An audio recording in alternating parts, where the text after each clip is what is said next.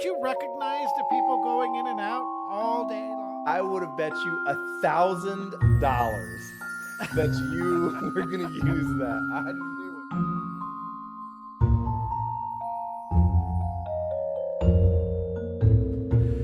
it. Welcome back, witches, wizards, and muggles, to Squibscorner. I am Jeremiah. And I'm Andrew, and man, we've got a great chapter today. Isn't it? We've got such a good chapter today. Especially when it gets to the end. I'm not trying to be like, wait until the end, but... Make sure you stick around. Yeah. Yeah. It really builds up. Seriously, the end of this chapter.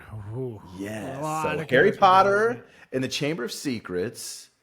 And today we're talking about chapter 14, Cornelius Fudge. But before we move forward, let's rewind just a little bit to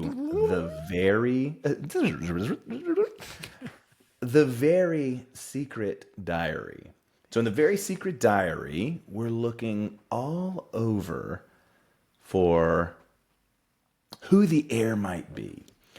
And so one evening, Harry sits down with the diary that they found, and he is able to communicate with Tom Riddle. And Tom Riddle is able to take him back in time through the diary to what day? Pop quiz time already?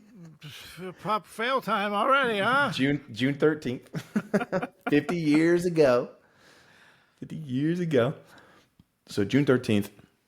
And we see that Tom Riddle, who is a Slytherin, wants to stay at Hogwarts over the summer because he would have to go back and live in an orphanage. Similarities. And the headmaster, whose name was? Professor Dippet.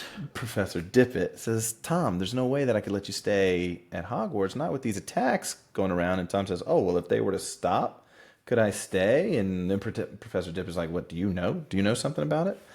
Tom says no, and he leaves. And on his way back to his common room, he passes one of our favorite characters of all time, a 50 years younger Professor Dumbledore.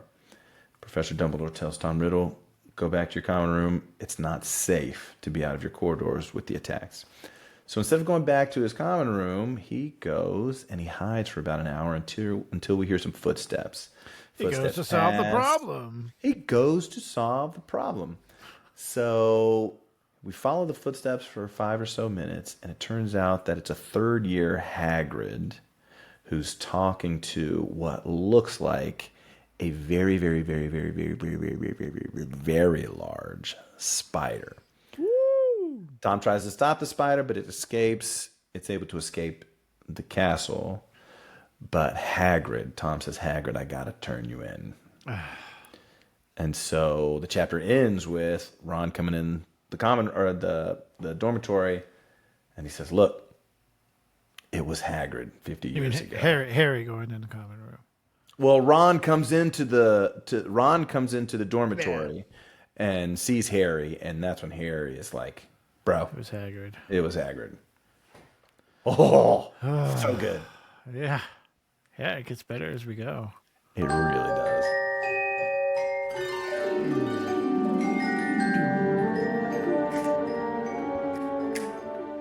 I got two 7-word summaries. I don't know if I'm allowed to do that. One's kind of a joke, but it's not really a joke. So I'm going to start off with that one.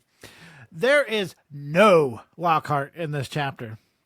There is no I almost did that one, but I was like, I know for a fact, I would have bet you $1,000 that you were going to use that. I knew it. It's kind of upsetting. Like last chapter was a very heavy Lockhart chapter, and now poof.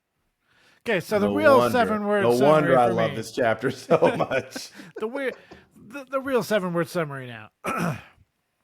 Hagrid, Fudge, Dumbledore, Lucius. Hold on tight. Ooh, I like that one. I went with 2 attacks. Quidditch canceled. Bye, Hagrid, Dumbledore. Yeah, that's a lot in this chapter. Wow. A lot in this chapter. That really opens it up right there. Okay, now we have the 7 chapter notables. Number 1, The mandrakes are throwing a party, and is Miss Sprout happy about it? 2. Miss Sprout makes me Mrs. feel Sprout. very uncomfortable. So if you could just put Professor Sprout next Professor. time, that was that. I don't know why that felt so.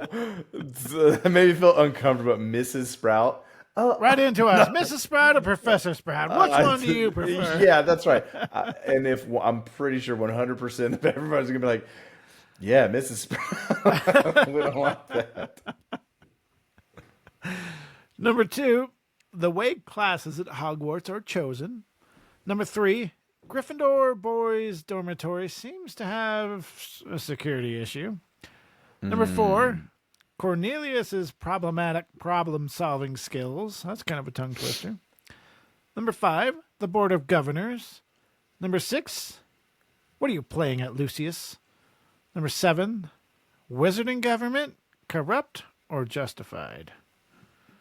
And as always, we'll jump right into that first paragraph. Harry, Ron, and Hermione had always known that Hagrid had an unfortunate liking for large and monstrous creatures.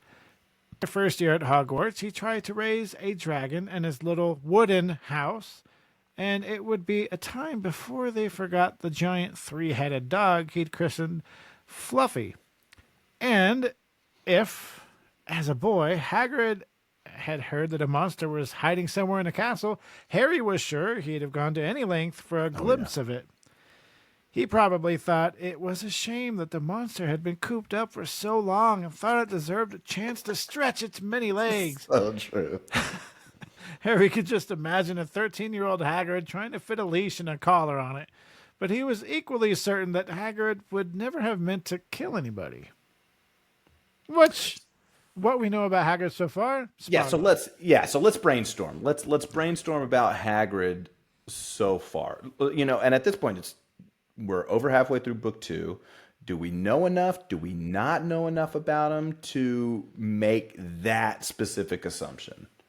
I mean, we know quite a bit, but book 2 still feels like an introduction to me, so anything could still happen. Yeah, because we don't learn about Hagrid's childhood until the 4th year. So we don't know anything about his childhood. We do know that he uses magic illegally and that he has the pink umbrella has It's come just up. an umbrella. Not strictly. What do you not supposed to mean? be using magic, strictly speaking. Best you not tell anybody at Hogwarts about that. We see him get very angry with Vernon, so we know he's got a temper on him. Yeah. But with the trust that Dumbledore has in Hagrid, it's hard to believe that. Well, at this point, we don't know enough about Dumbledore to put faith in his trust. Ooh, I haven't really thought about that. I feel like I've always trusted. We haven't Dumbledore. seen a lot That's of. I think interesting. this chapter is the most we get out of Dumbledore thus far, I believe. Well, we get a lot. So after at the end of year 1, when Harry's in the hospital wing, and Dumbledore's like, I'll answer your questions, but if I can't answer them, I'll tell you I can't answer them. So that's kind of the most. But other than that conversation and some other things, maybe you're right. At this point, do we know enough about Dumbledore? Because I put quite a bit at the end, but I did leave quite a bit of Dumbledore's quotes out, so maybe we might add it on the fly. Maybe we might. Ooh, we're calling an audible. You're calling an audible this early on in the episode. We might be. I got the book out. Yeah. Okay, so let's just move forward. So it doesn't really sound like Harry, Ron, and Hermione check any of this information, or they really don't take it lightly. But as you're brainstorming with your friends, you just keep running circles around ideas. You keep repeating and you keep repeating, right? And you keep repeating, and so they go around and around and around, and they did that over and over, almost to the point where Harry was like, "Man, I wish I never would have found the diary. That way I wouldn't know about Hagrid, and I wouldn't have to keep talking about this with Ron and Hermione." So when you're a friend to somebody like these 3 are to Hagrid, it becomes almost an internal struggle whether to ask them what's going on or to leave it alone. Because even Hermione is like, should we just? I like how it says Hermione asked the naughtiest question of all. Should we Yeah, just, I was like, little wordplay there. yeah, should we just go talk to Hagrid and no. So, but here's the thing: the attacks had been dying down. It's been 4 months since Justin and Nearly Headless Nick were attacked, and many people thought that okay, the heir is gone. Like he's done. He did the attacks. It didn't work, and he's done. Perfect time to place Lockhart in this chapter. Come on, come on, come on. Big thumb way down. So because there had been no attacks, they were like, okay, let's just hope that we never have to ask Hagrid, right? We don't need to ask him why he was expelled in the third year, or what's been going on, or what he knows. And even in this time frame, most everything had gone back to normal. Even Ernie Macmillan, the guy that was pretty, loud and proud about Harry being the heir of Slytherin, asked him in, was it a potions class or sprout class? Will you pass me some lace worms or something like that? Or something. So, Yeah, something. Yeah, something like that. So even that had kind of died down. So it's also worth mentioning by now that the mandrakes the mandrakes are important for two reasons. Number one, this is our herbology class. This is what we're doing in herbology. That's the plants. We're dealing with the mandrakes. But the mandrakes also are the key ingredient in a solution that's going to help heal those that have been petrified. So the mandrakes are almost ready. So chapter notable number 1 about the mandrakes, we know they're ready or getting close to be ready because now they're throwing loud and raucous parties in Greenhouse 3, which made Professor Sprout really happy.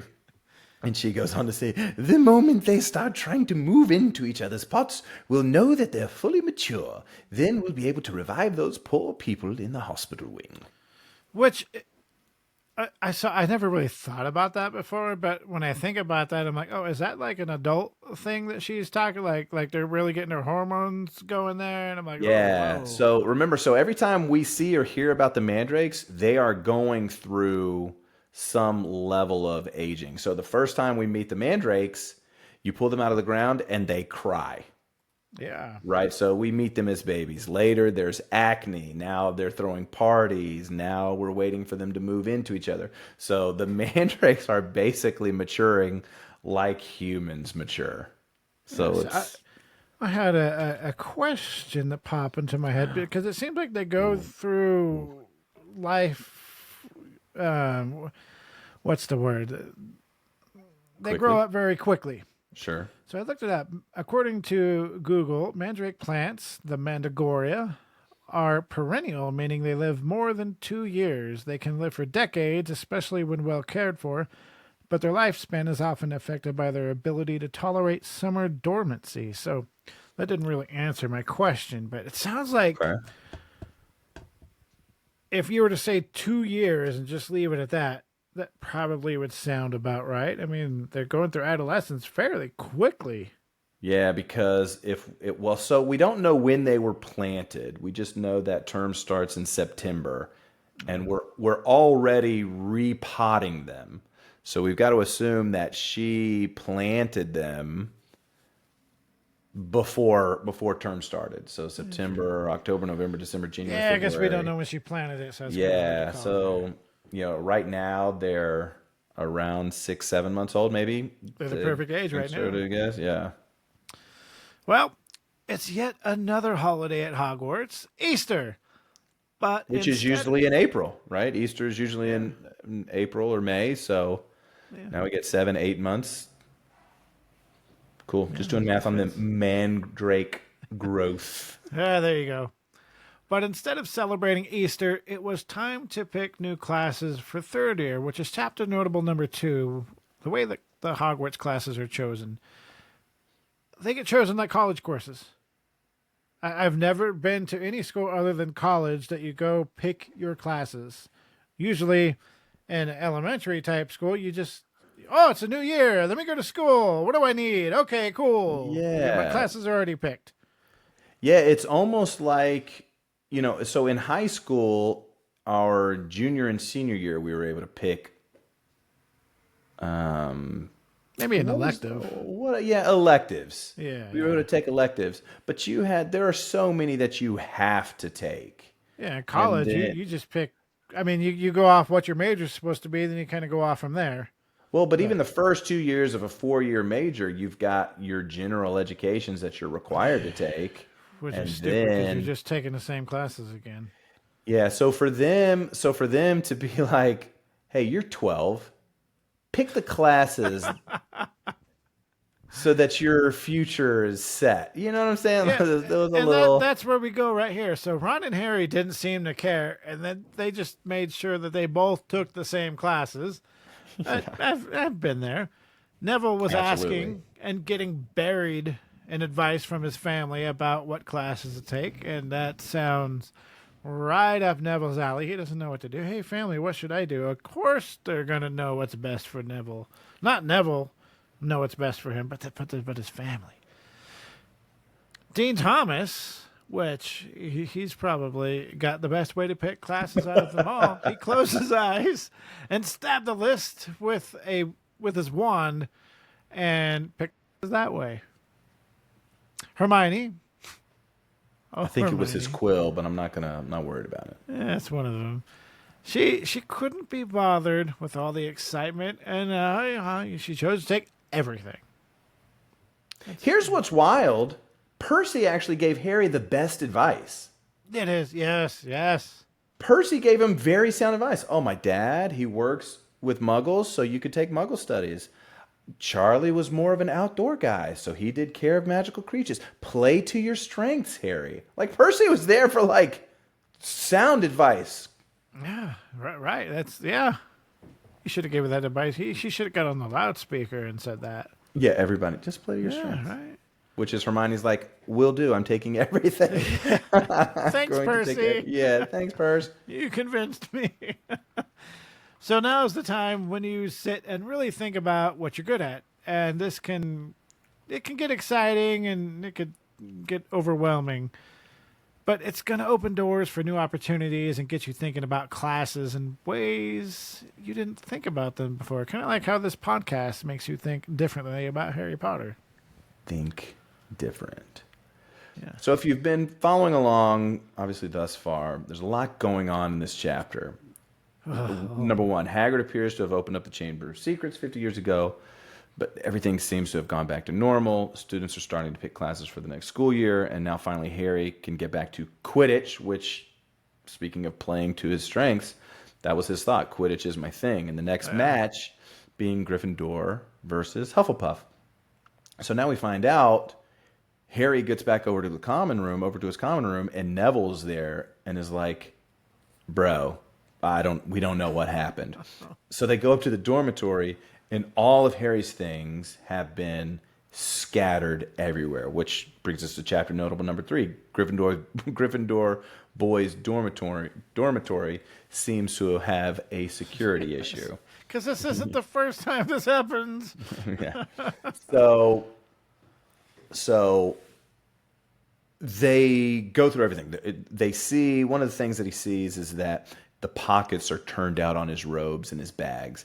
So immediately they're like, oh, whoever this was looking for something. And so it wasn't until after they put everything back where it was supposed to be that Harry realizes Tom Riddle's diary is gone. And the scary thing about this is that only a Gryffindor could have gotten into the dormitory. Nobody else knows the password. Nobody else knows where the Gryffindor common room is. And that's where I have an issue. The fat lady. Bro, don't you recognize the people going in and out all day long? Somebody's different is trying to get in. Okay, they have the password. Do they belong there? Come on, use your judgment there, fat lady. Well, You just let everybody in because they have the password. Well, and huge loophole with that. Back up just a few chapters. Harry and Ron got into the Slytherin common room. Looking like Crab and Goyle. But who's to say? Who's to say? Right? Who's to say? So we know that there are ways around this whole can we just... Well, you would think magic. Okay, there's ways to detect it. Apparently Sure. not. Sure. They're fooled as easy as muggles, huh? Yeah, so that's another one of those little. There's no way it could have only been a Gryffindor, and it's like, no, you just proved that Gryffindors could get in the Slytherin common room. Yeah. What would stop a Slytherin from doing the same thing? So anyway, so the assumption at this point is that it was a Gryffindor that stole the diary, not just any diary, the diary that was Tom Riddle's, the one that is connected to the Chamber of Secrets opening 50 years ago. Yeah. So, in regard to the diary being stolen, Hermione told Harry to report it. But Harry didn't want to do that because if he reported the diary, he didn't know how many people in the school or anywhere knew about why Hagrid was expelled or if he was connected to the attacks 50 years ago. And that's just too much evidence. That's too much evidence. And he didn't want... Remember, everything had been normal up to this point. So he didn't want to get Hagrid kind of drug back into this. It would have been too much to explain. That also brings up the question, if somebody that wasn't Harry Potter or the other person, which we will find out later who that is, if somebody else was writing like Seamus, would it answer back? That's a good question. Would it act completely different? Would the text stay? Would it disappear and then that would be the end of it? Well, Tom Riddle is very cunning. Yeah. So I think just like he did with Ginny Weasley, there's no way Tom Riddle, Arthur and Molly Weasley didn't go to school 50 years ago. So he wouldn't have known who Ginny Weasley is. He would have just been writing to her, found out that, oh, she is an 11-year-old girl. She is in Hogwarts. Oh, she does know Harry Potter. I think he could have done the same with anybody at the school. Yeah, that's true. All right, so let's talk about some of this evidence that we've been discussing here a little bit. So remember when Harry Potter was kind of freaking out and hearing voices? If you don't know what the monster already is, I think it may be described well enough that, far-fetched as it sounds, has anybody ever thought that Harry might be schizophrenic? I've never heard this theory before, but hearing voices only he can hear. Technically, Harry, at this point in his life, is schizophrenic. He's not the only one in that body. So technically,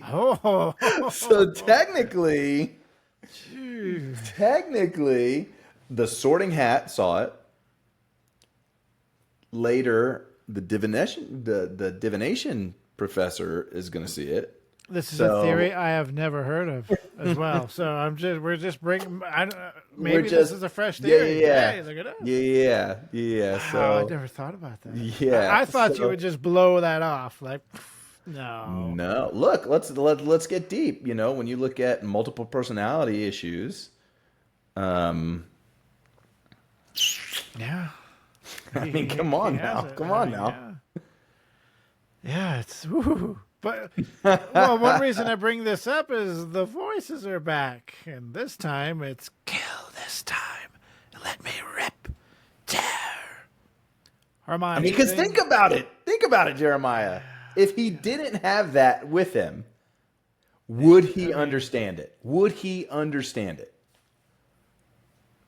Yeah, it's crazy that no one. I don't think he like, would. Hey, Harry, man, something is wrong with you. You're here. I don't hear anything. Okay, I believe that you can speak Parseltongue. Sure. Where's the sound at? I don't hear anything. Well, and that's another loophole.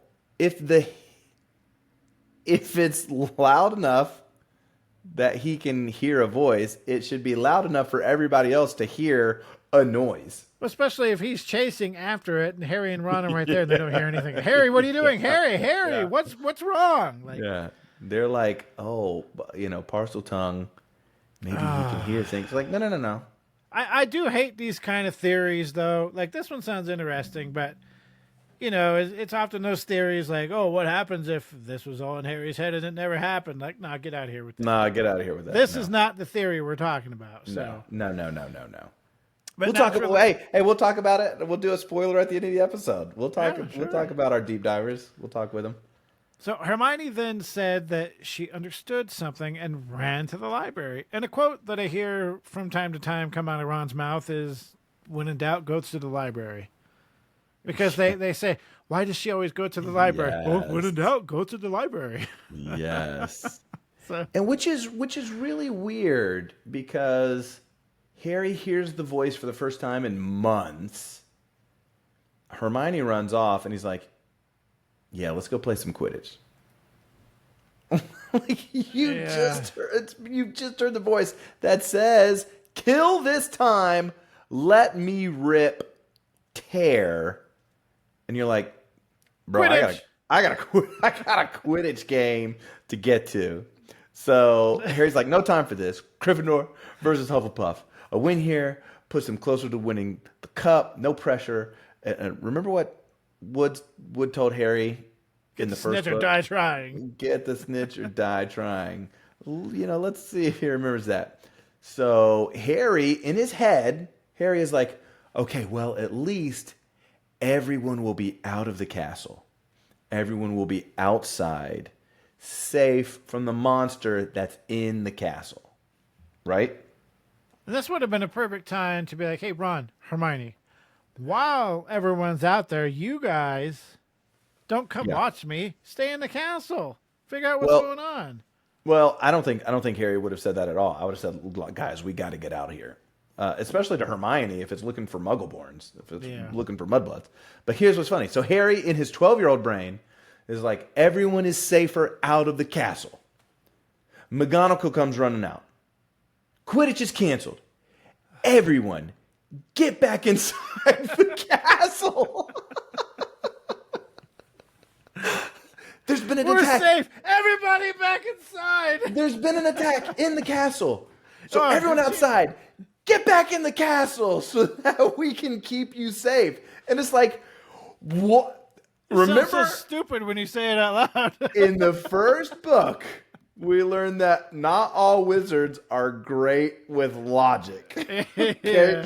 So remember that. Hogwarts is a pretty good example of that. I mean, Harry, 12-year-old, everyone's safe outside. McGonagall, one of the best witches. Everyone, there's been attacks.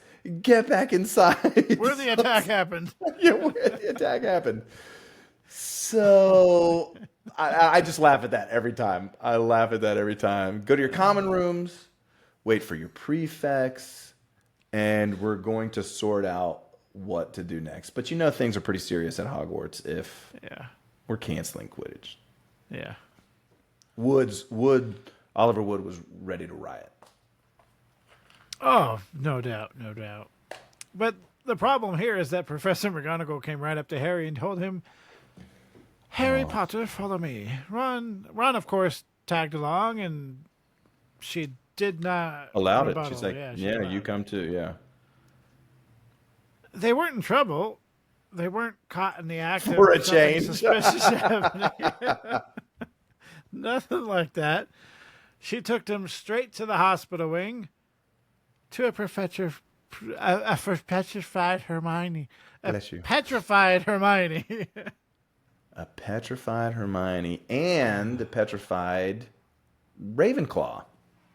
Yeah. Okay, so there again, it was two people that were attacked. The situation. I'm not even sure if I don't talk about the problem of the Ravenclaw girl being petrified, we'll have to insert it. We'll see. I've not read the script. We'll see. But there were two girls there, an older Ravenclaw. Oh, we can just say why. What was the problem with the older Ravenclaw being there? Well, there wasn't necessarily a problem, but that is the one that they met earlier when they were trying to. Harry and Ron met her when they were trying to find the Slytherin common room. And is this the one that was a prefect? Yes. Yeah. So Yes. Percy is. And also on Percy's love interest, right? Yeah. This is the girl, which is also why Percy was in that corridor as well. Yeah. And we find that out. So yes, Hermione. Two reasons why Percy was on edge. He never expected a prefect to be attacked, which I don't know why he thought that. It's But yeah, it could have been an excuse because it was his love interest. So that makes more yeah. sense. Like anybody could be attacked just because you're a prefect. What, do you got a shield around you? You just walk around with Protego? Come on. Yeah. So here's another thing that makes no sense to me, but we're going to do it anyway. So the heads of houses go to the common rooms and they read from a scroll. So Professor McGonagall is in the Gryffindor common room. And she goes, all students will return to their house common rooms by 6 o'clock in the evening. No student is to leave the dormitories after the time period. You will be escorted to each lesson by a teacher. No student is to use the bathroom unaccompanied by a teacher. All further Quidditch trainings and matches are to be postponed. There will be no more evening activities. I need hardly add that I have rarely been so distressed. It is likely that the school will be closed unless the culprit behind these attacks is caught. I would urge anyone to think they might know anything about them to come forward. So what time do Quidditch matches usually happen? I've never paid attention. I mean, this is probably, they eat breakfast, right? Because almost every match, Harry or Ron or somebody's like, oh, I can't eat. So we're like, yeah, this is Saturday at like 11 o'clock. But you can't go out after 6 p.m. Why? We just had an attack at 11. What's the difference? What's happening here? Which also the attack happened in the school, not outside. So you want to keep everybody in where the attacks are happening. Yeah. Yeah. Without any added protection, mind you. They don't talk about precautions except for this. No added shield charms, no shield charm lessons, nothing. Just good luck. Yeah. Stay in your dormitories. So she does this, and she makes this announcement, and then they all kind of start talking. They're like, okay, Gryffindor has been petrified. A Gryffindor has been petrified. A couple Gryffindors have been petrified. A Hufflepuff has been petrified. A Ghost has been petrified. A Ravenclaw has been petrified. But there's one house. None of the Slytherins. None of the Slytherins have been petrified. Yeah, that's... Which is another reason why I would think Ernie had started talking to Harry, because he probably started thinking about that. Wait a minute. Yeah. Wait a minute. I'm starting to put two and two together. Why would Harry petrify his own classmates? Yeah. And spare Slytherins. Yeah. And now the realness. Well, Ernie did think that he would have petrified Colin. Yeah. Remember? Because he's like, yeah, Colin's always annoying him, wanting to photograph or to talk to him, and Harry's always annoyed with him. So that's why he did. That's why he did Colin. Yeah. But to spare Slytherins, come on now. Yeah. I think Ernie was more upset with the snake, right? Thinking that Harry set the snake on Justin. I think that's what set him over, was the snake. Yeah. So now the realness of the situation sets in. 50 years ago, when they threatened to shut down the school, Tom Riddle would have had to go back to the orphanage. I would think Harry would prefer an orphanage, because the only thing that Harry, and myself for that matter, can think of that might be worse is going back to life with the Dursleys. As much as I'm a fan of the Dursleys, I wouldn't want to live with them. No. That sounds like a terrible situation. Not at all. No. I would get in more trouble telling Vernon some very peculiar words, or very choice words. I would just walk around, magic, magic, magic, magic, magic. Abracadabra. Abracadabra. You didn't say the magic word. Oogly boogly. Famous Harry Potter. Famous Harry Potter. Only found out a few years ago that he was a wizard. His family was killed by one of the darkest wizards of all time. Harry was learning so much in such a short amount of time. He had friends, and more importantly, he felt like he belonged somewhere.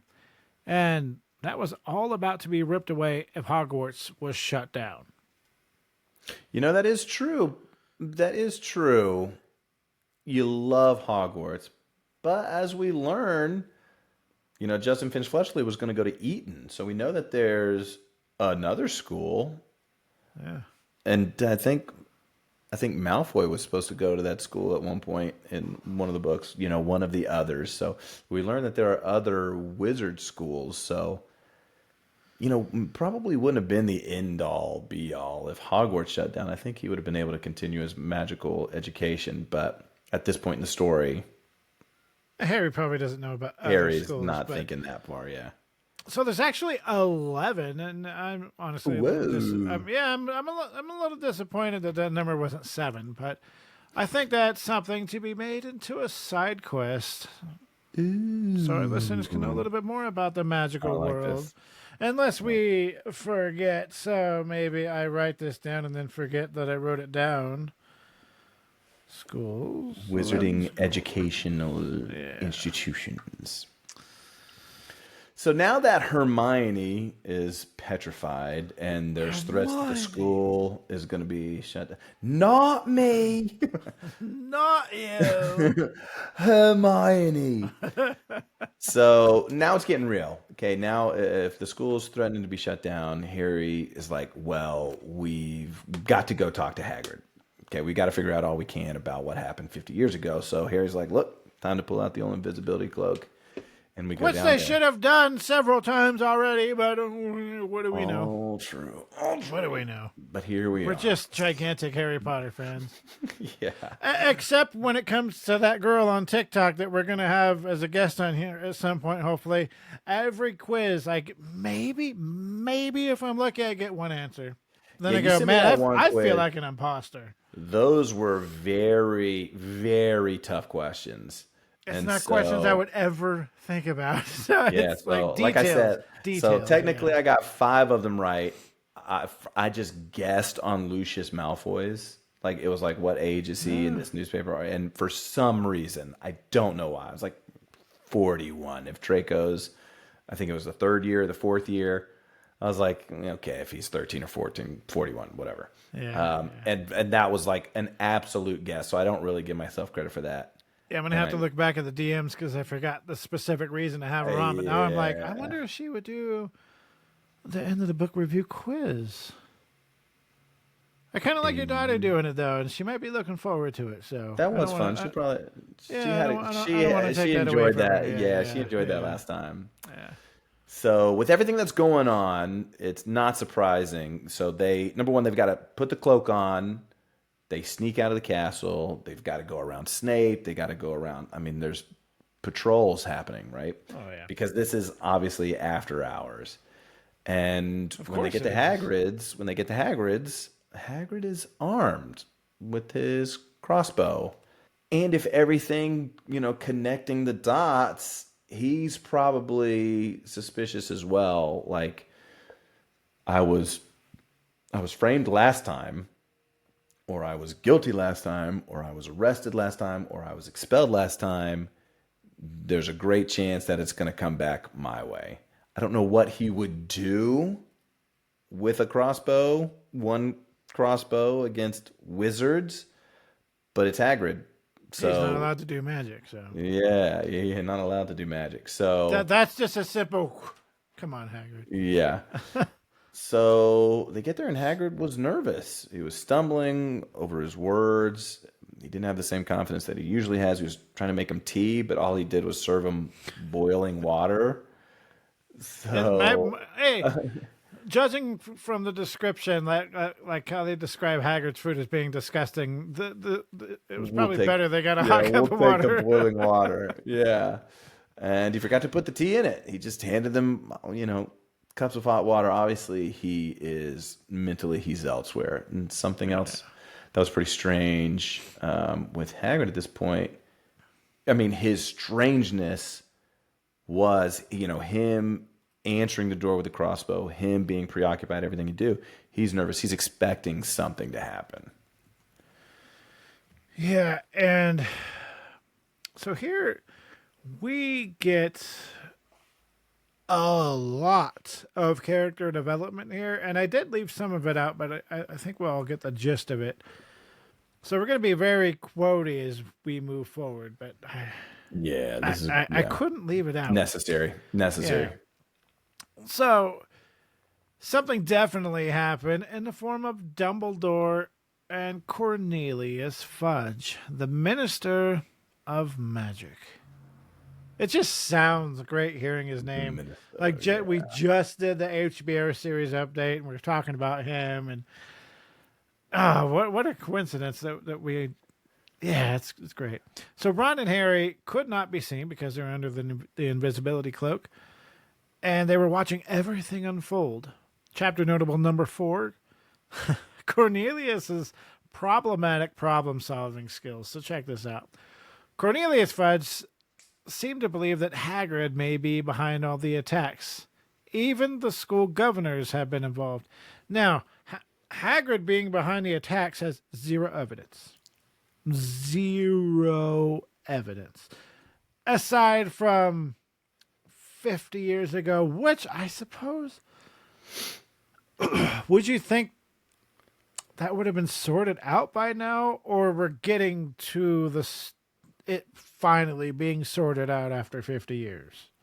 Well, it's interesting. We learn a lot about Hogwarts history in the books. We don't learn a lot about the history of the ministry.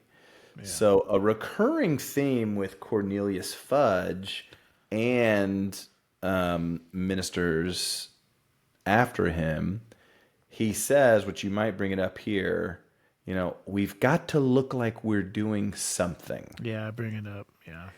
Yeah. So Cornelius is basically saying, hey, we don't know if it's you. We've got no evidence that it's you. We don't know if it's you, but we got to look like we're doing something. Yeah. So even with Dumbledore expressing that Hagrid has his full confidence, yeah, and taking him away would do absolutely nothing, Cornelius says, well, Hagrid has to be taken. And here's where we get into the quotes. Take it away.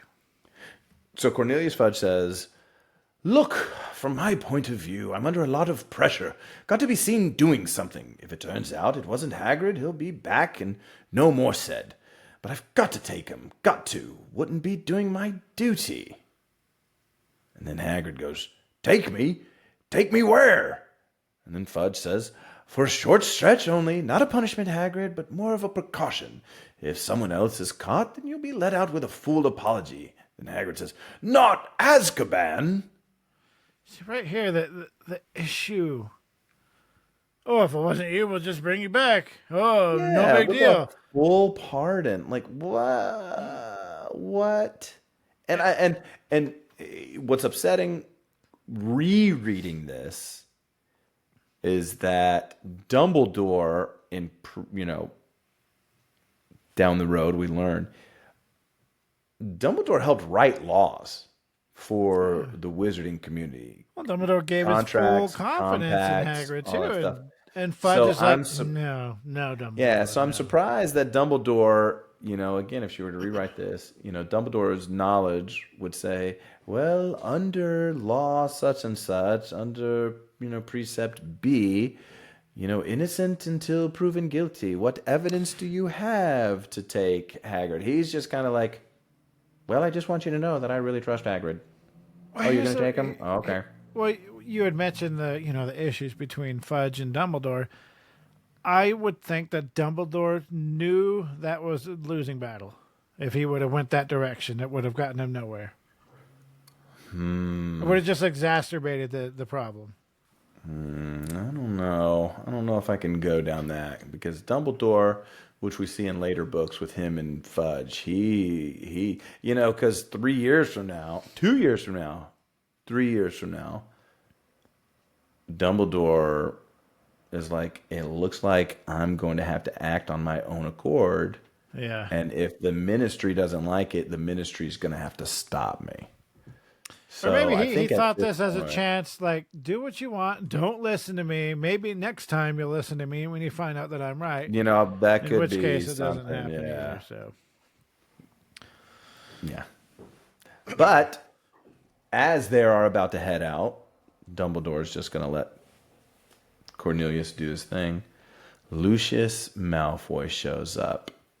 And then And then freaking Lucius Malfoy. What a punchable character. Yes. What a punchable character. That's why I had to put this in. Very, Yeah, the very good passive character development. aggression, the insults, And this is which chapter notable number 5 and 6 five of the and six. governors. And what are you playing at, Lucius? So Yeah. already here, Fudge. Good, good. What are you doing here? Get out of my house. My dear man, please believe me, I have no pleasure at all in being inside your. Do you call this a house? I simply called the school and was told that the headmaster was here. And what exactly do you want with me, Lucius? He said very politely. Dumbledore said very politely. Dreadful thing, Dumbledore. But the governors feel it's time for you to step aside, and this is an order of suspension. You'll find all 12 signatures on it.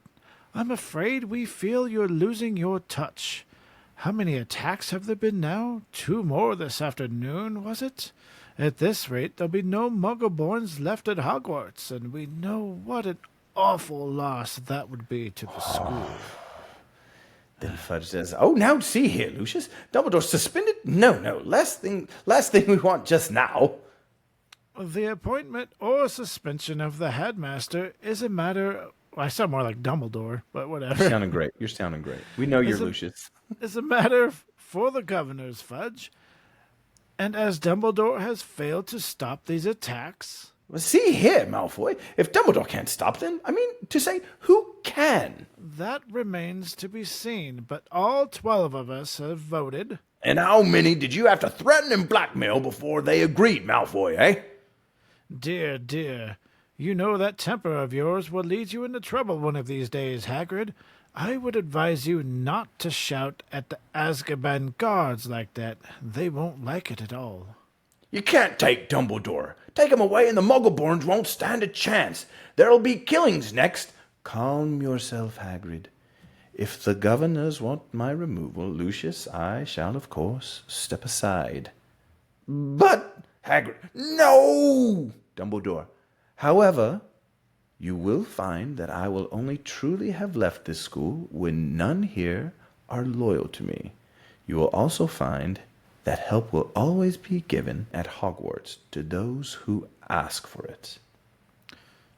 Admirable sentiments.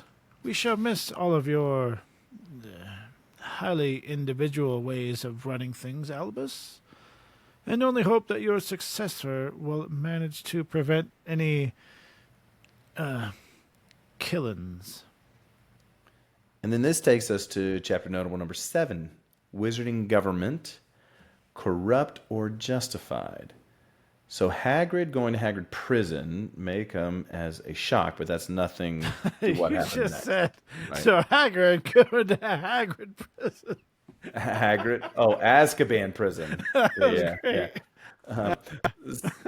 So Hagrid going to Azkaban may come as a shock, but really that's nothing compared to what happened next. So Lucius unrolls a parchment with all 12 of the governor's signatures, and Dumbledore was officially suspended as headmaster of Hogwarts. And all of this is going on because of the attacks. Now, I can imagine that Lucius and other people that are not so fond of Dumbledore are probably always looking for a way to get him out. I can just imagine that. So they're just jumping on the attacks. And so Fudge, as careless as he was, taking in Hagrid to make it look like they're doing something about the situation, was very flustered and totally... Fudge was very against the removal of Dumbledore. Hagrid's feeling mad. Fudge seemed flabbergasted. But Dumbledore remained calm. And what's interesting, if you've read all of the books, you see that Fudge and Cornelius have a relationship in future books, and that Lucius Malfoy makes very generous donations to Fudge and who? You said Fudge and Cornelius. Fudge and Lucius. I don't sleep very much anymore. My life does not allow for much sleep. It makes And the here it is. episodes funnier. And here it is, 10:30 in the evening, 10:30 at night, and we're over here like of all the stuff going on. It's like, no, We need to talk about Harry Potter. We need to talk about Fudge and Cornelius, man. Fudge and Cornelius and Albus and Dumbledore and Rubius and Hagrid. We need to talk about these people. Oh, man. So Hagrid was fuming. Fudge was flabbergasted. Dumbledore's calm. And we do know in future books that Lucius and Fudge have a personal friendship and that Lucius does donate very generously to the ministry. Oh, yes.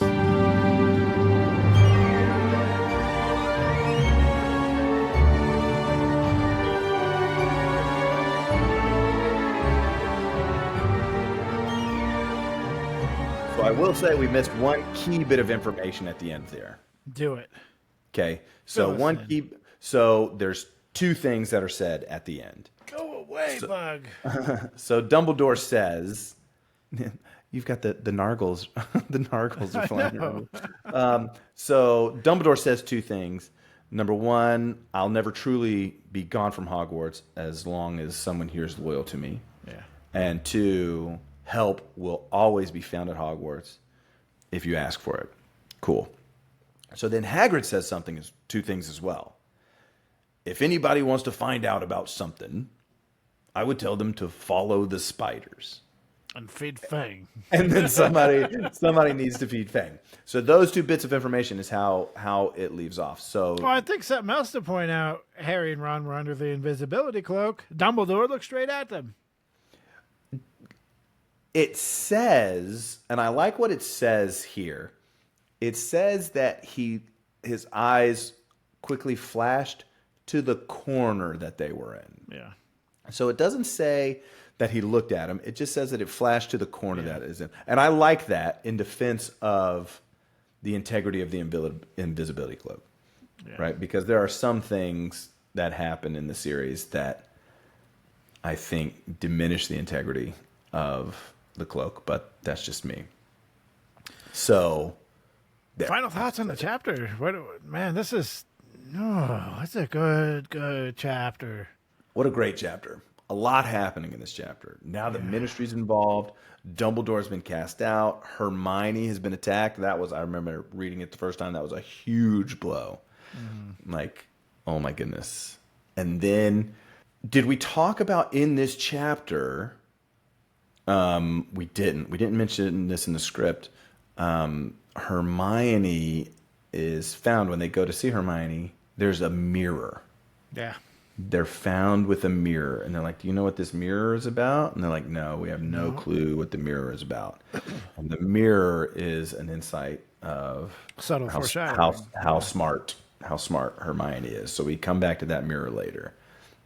Even being petrified, she's still helping. But I also like the fact that Dumbledore, during this whole thing that would turn my face red and make me start shouting at everybody, he's perfectly calm. Dumbledore is, I mean, just like his countenance of and his ability to handle situations, what you and I would have emotional outburst situations. Well, I guarantee I would have, yes. But he is somebody, and you wonder if I wonder if Dumbledore lives in the reality that, you can talk all you want to, but if it came down to it right now, I could end you without you ever knowing what happened. You know what I'm saying? Like, Well, if McGonagall even says, you have the same powers that he who must not be named has. You're just too humble to use them. Yeah, it would be like me walking up to like Mike Tyson in his prime, be like, "You're a little punk." Mike Tyson wouldn't yell at me; he would smile. You know what I'm saying? He'd be like, "Oh my gosh, I would love nothing more than you to throw a punch at me, little man," and I would end you. I feel like that's Dumbledore's, like Cornelius Fudge, Lucius Malfoy, especially what Dumbledore knows of Lucius Malfoy. I bet in his head he's just like, you people. And what's best and what's so great in future chapters, I mean, I guess that's kind of a spoiler alert, so I won't say it right now. Well, I'll say this. like I say, when J.K. introduces a character, you get Fudge right here. I mean, we get more of him as you go, so she's just kind of, giving you the tip of it. But man, she's just so good at describing these characters in a couple of sentences. You just know who they are. It's like, man, you don't need this long, drawn-out deal of who they are and blah. No, you get it right away. Yeah. You get a real good picture of Lucius, Hagrid, Dumbledore, and Fudge. And what is this, like 2 pages? 1.5? It's not that many pages. It's a great intro. Great intro. Oh, yeah, and it's great. So join us next time as we review Chapter 15 of the Chamber of Secrets, Aragog. Don't forget to like, subscribe, and share this to another Potter fan. And I think we're going to leave you with 2 quotes to finish this chapter. Ooh. So mine will be, however, you will find that I will only truly have left the school when no one here are loyal to me. You will also find that help will always be given at Hogwarts to those who ask for it. That was a great Richard Harris Dumbledore voice. Yeah, I was like, man, I think my Lucius did kind of sound like Dumbledore after I read that. That was really good. And lastly, Hagrid. If anyone wanted to find out some stuff, all they'd have to do would be to follow the spiders. That'd lead them right. That's all I'm saying. Squibscorner is hosted by Jeremiah Lobo and co-host by Andrew Beecham. We would love to hear from you, so drop us a rate and review to inquire about being a guest and for questions, comments, or to just give us your Harry Potter story. Email us at squibscorner@gmail.com. To watch Harry Potter merch unboxings, follow my YouTube, Accio Potter Guy. Lastly, you can leave us a voice memo, and don't forget to follow us on Instagram at Squibscorner.